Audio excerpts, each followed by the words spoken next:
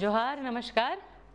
We are entering into the second lecture of the History of Jharkhand series, and today we would like you to acquaint you with how the history began in Jharkhand and how did Jharkhand get its name Jharkhand. Jharkhand, if you literally look at this word Jharkhand, Jhar is an Hindi word which means a shrub and khand means a piece of land. Jharkhand शब्द का दो शब्दों से मिलकर बना है, झार और खंड। झारखंड झाड़ियों और कटीली झाड़ियाँ और पत्तेदार झाड़ियों के लिए इस्तेमाल होता है, और खंड का मतलब ज़मीन का या भूमि का एक टुकड़ा। तो यहाँ पर इस तरह की भौगोलिक संरचना है, इसके कारण ही शुरू से इसे इस खंड के रूप में जाना गया। पर क्या हम झारखंड को झारखंड के रूप में प्राचीन काल से जानते हैं? झारखंड को जो आज नाम है, क्या 2000 में मिला? क्या उसके पहले ये नाम नहीं था?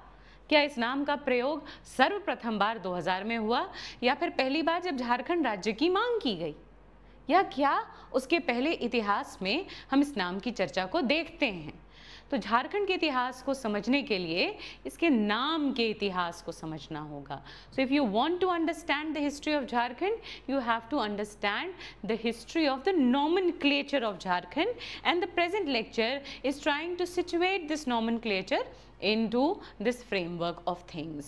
तो हमारे पास जो भी उपलब्ध चीज़ें हैं उसमें हम ये जानने की कोशिश करना चाहते हैं कि झारखंड का नाम किस प्रकार से पड़ा और कब से हम इसे जानते हैं। तो सबसे पहले हम प्राचीन काल की ओर चलेंगे और देखना चाहेंगे कि प्राचीन काल में, अब जब प्राचीन काल में देखें तो मौखिक साहित्य तो बहुत पहले से है, पुरातात्विक साहित्य भी हमें मिलता है, प्राक इतिहास यानी प्रोटो हिस्ट्री जो है वो सिंधु सभ्यता से मिलती है। और आपको बताऊं तो बहुत सारी झारखंड की आदिवासी जनजातियां हैं जो ये मानती हैं कि उनका कोई ना कोई सिरा जुड़ा हुआ है सिंधु की सभ्यता से, लेकिन इस बात को निर्णायक तौर पर इतिहास में अब तक साबित नहीं किया जा सका है। तो ये एक अवधारणा तो है, लेकिन स्थापित सत्य अब तक नहीं हो पाया है। So it's a cliche, it's an opinion which needs to be substantiated by source if it has to be taken in and accepted as a historical fact. Presently, with the limited things that the Adivasi tribes are putting and Adivasis and tribes are putting across, we can say that it is still a claim that has to be substantiated by facts. Anything in history, if it has to be called history, it has to be substantiated by evidences and sources. And these evidences, let's see where it emerges. So the initial literature was Vedic literature. We have come across Rig Veda, Samaveda, Yajurveda and Atharva Veda. And you know that the entire history of Vedic region is concentrated in Panch, Panchal and Sapta Sindhav region. And in both the regions are in the western, northwestern and western and northern side of India. So of course they had no links with eastern side, and therefore there is no mention of the word Jharkhand or any such word or any such acquaintance with a place called Jharkhand in the Vedic literature. So we don't find traces of the word Jharkhand in Vedic literature. That has to be ruled out. तो आप वैदिक साहित्य में इस प्रकार की चीज़ों को नहीं पाते हैं, मुख्य तौर पर क्योंकि पूर्वी भारत में वैदिक साहित्य, जब वैदिक साहित्य की रचना हो रही थी सप्त सैंधव और पंच पंचाल प्रदेशों में, तो पूर्वी भारत के साथ इनका कोई जुड़ाव नहीं था। और इसीलिए हम कह सकते हैं कि in all probability, as Eastern India was not their area of concentration, they were unaware about the place. अब आ जाते हैं सेकेंड फैक्ट पर। सेकेंड फैक्ट में अगर आप लिखित स्रोतों को देखें और टेक्सचुअल हिस्ट्री देखें तो हमारे पास दो बड़े बड़े एपिक्स हैं, महाकाव्य हैं, रामायण और महाभारत। आप भारत के किसी भी प्रदेश में चले जाओ, किसी भी राज्य में चले जाओ जहां हिंदुओं की आबादी निवास करती है, आपको हर जगह कहानियां मिल जाएंगी जो रामायण के साथ अपना जुड़ाव बताती होंगी कि राम यहाँ गए, सीता की रसोई यहाँ पर है, हनुमान यहाँ से आए, बाली का ये घर है, रावण यहाँ गया, यहाँ पर उसका कुछ जुड़ाव है। तो आपको तकरीबन सभी राज्यों में ऐसी कुछ न कुछ जगहें मिलती हैं। तो कहने को झारखंड में भी ऐसी जगहें हैं। आंजन धाम जैसे एक जगह है, वो माना जाता है कि, या मानने वाले हिंदू धर्म के ये मानते हैं कि आंजन धाम में भगवान जो हनुमान हैं उनका घर था। लेकिन आप जानते हैं तमिलनाडु और आंध्र प्रदेश में इस बात की बहस तेज है कि अंजनी जो है या आंजन धाम जो है वो वहाँ रहा होगा।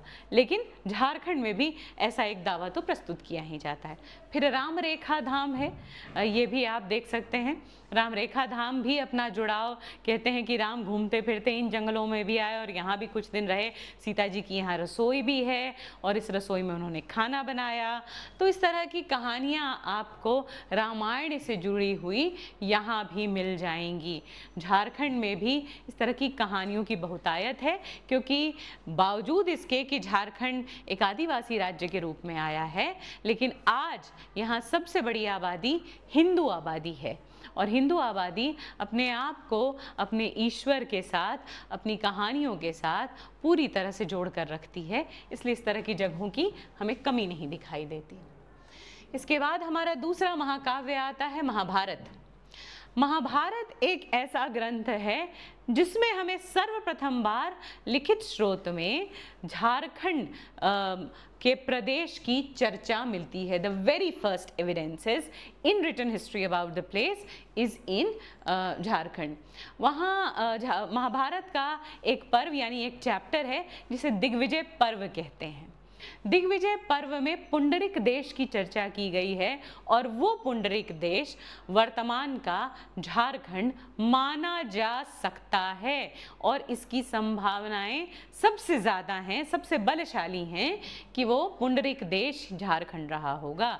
So that particular area would have been Jharkhand and we can ascertain it from Mahabharata. It is also believed and that the region which is called Pashu Bhumi or the land of animals, Pashu animals, Bhumi land. So the Pashu Bhumi that is mentioned in the text of Mahabharata is actually referring to this area of Jharkhand. So this is one area where we are living and has a reference in Mahabharata. So this is a ancient most picture of the text of Mahabharata. We have different versions of Mahabharata, and you know, if you have read the NCERT books of ancient India of standard 12, you are aware of the fact that there are many stories of Mahabharata, many versions of Mahabharata, and many stories have been interpolated. So this is one book. There can be sample of others as well. This for you is an AI generated image. I don't claim it that the image is original. It's an AI generated image in which it is believed to be the war that was being fought in Kurukshetra of Mahabharata, and here you can see the city of Hastinapur as has been imagined by the AI. We don't, in history, we keep on finding scientific tools and modern equipments, and we use scientific ways of ascertaining facts, and this is one fact. What we are trying to say is that AI generated images of Hastinapur city as it would have been then and the war. So this for you is relating history to the contemporary things of the world, and this has made history fairly more approachable, and you can understand it better. So now let's talk about historians and how they have talked about it. S.C. Roy is a name in the history of Jharkhand. He's basically he was a lawyer and then he became an anthropologist and started writing about the tribes, and he is one considered to be an authority on Jharkhand, and you cannot try to, you cannot write history of Jharkhand without referring to the source of S.C. Roy. S.C. Roy says that there is a distinct connection of the word Bhoom with Jharkhand. There are places called Singhbhum, Manbhum, Dhalbhum, Bhanjabhum, Mallabhum and Nagbhum. Nagbhum is Nagkhand also mentioned as that, and this or Bhoom means piece of land, Bhumi. The word Bhumi of Hindi has this origin of Bhoom, and you have all these places which says that all these areas are in Jharkhand and they all refer to. So these if you get references of these areas in ancient text, so what is being talked about is the history of ancient Jharkhand. Coming to the medieval period, if we just move on from the ancient period to the medieval period, we find that this area was mentioned as Jharkhand in medieval period for the first time. So there are important historians as Samshe Siraz Afif, Salimullah, Ghulam Hussain. They are the medieval times historians, and they have been talking about this area called Jharkhand and have referred to this area as Jharkhand. तो इतिहासकार, मध्यकालीन इतिहासकार जो हैं इस इलाके को झारखंड कहते हैं, खासकर शम्स सिराज अफीफ, सलीमुल्लाह और गुलाम हुसैन। मध्यकालीन कवि भी इस इलाके को झारखंड के रूप में कहते हैं, और कबीर दास के पद्य हैं, मलिक मोहम्मद जायसी के पद्य हैं, जो आपको बताते हैं कि उनमें झारखंड शब्द की चर्चा की गई है, झारखंड के ऊपर कविताओं की रचना की गई है, या कविताओं में उनका एक आध जगह उल्लेख आता है। वैसे अब तक ये माना जाता था कि चैतन्य चरितामृत जो है एक किताब है, जो चैतन्य महाप्रभु जब भक्ति के जो संत हैं वो अपनी यात्रा शुरू करते हैं पुरी से लेकर वृंदावन तक, तो ये जो पुरी से वृंदावन तक की यात्रा है इसमें वो झारखंड का रास्ता लेकर जाते हैं और इस प्रदेश को झारखंड कहते हैं। तो सर्वप्रथम चैतन्य चरितामृत में हमें शब्द झारखंड की चर्चा मिलती है और यहीं से इसके नाम का उद्भव होता है। हम यहाँ तक जानते हैं कि इस काल तक आते आते ये चर्चाएं होने लगती हैं। अकबर नामा में इस प्रदेश के लिए आप देखेंगे तो एक शब्द का प्रयोग किया गया, कोकरा या कोकरा। ये जो शब्द है ये रांची और उसके आसपास के प्रदेशों के लिए प्रयोग किया गया है, और खुखरा या कोकरा जो शब्द है वो संपूर्ण छोटा नागपुर को नहीं, या संपूर्ण संथाल परगना या संपूर्ण झारखंड को नहीं, बल्कि रांची और उसके आसपास के इलाके और बहुत विस्तारित रूप से देखें तो छोटा नागपुर पठार के इलाके को कोकरा या खुखरा कहकर बुलाया गया है। बाद में इस इलाके का नाम, यहाँ एक चुटिया नाम की, झारखंड में रांची के आसपास एक चुटिया नाम की बहुत प्रसिद्ध जगह है, जिसे माना जाता है कि आदिवासियों की राजधानी के रूप में भी रहा था, तो उसके नाम पर इस जगह को चुटिया नागपुर कहा गया। बाद में ये चुटिया नागपुर भाषा में एक समय से दूसरे समय तक जाते जाते छोटा नागपुर के रूप में बाद में प्रसिद्ध हो गया, और जब तक अंग्रेज़ यहाँ आते हैं तब तक हम इस इलाके को छोटा नागपुर पठार या छोटा नागपुर प्लेट्यू के रूप में जानते हैं, और यही इसके नाम के उद्भव की कथा है। अगले इतिहास की बात हम अगले वीडियोस में करेंगे। धन्यवाद।